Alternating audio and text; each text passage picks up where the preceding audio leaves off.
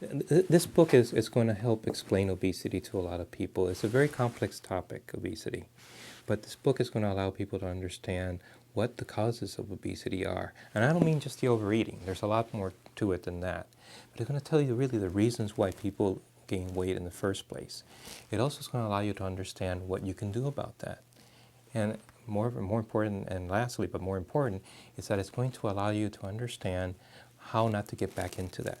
It's going to give you the reasons, the triggers that cause you to get there in the first place and tell you how not to get back in there.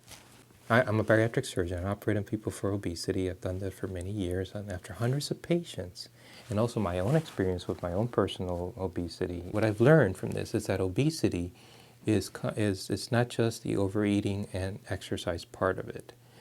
There's more to it than that. There's a whole cycle that causes obesity. That cycle is caused by anxiety, depression, that leads to overeating, and that leads to more guilt, more anxiety, more depression. And that cycle goes on and on and on.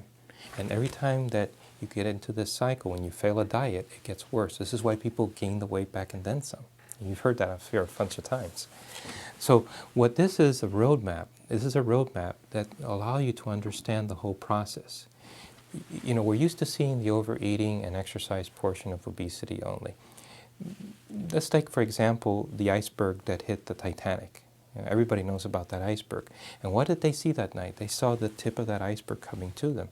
And they were actually able to maneuver around that tip of that iceberg, but yet they still got hit. They created a big gash, and the ship sank. Well, what created that gash was the big, huge part of that iceberg that was underwater that nobody saw. So imagine that everybody's treating the overeating and the exercise, and that's that tip of that iceberg. And I do it too, obviously, I operate on people. But nobody's seeing the bottom part of it, the really large part, which is the rest of that cycle that's going to cause you to sink.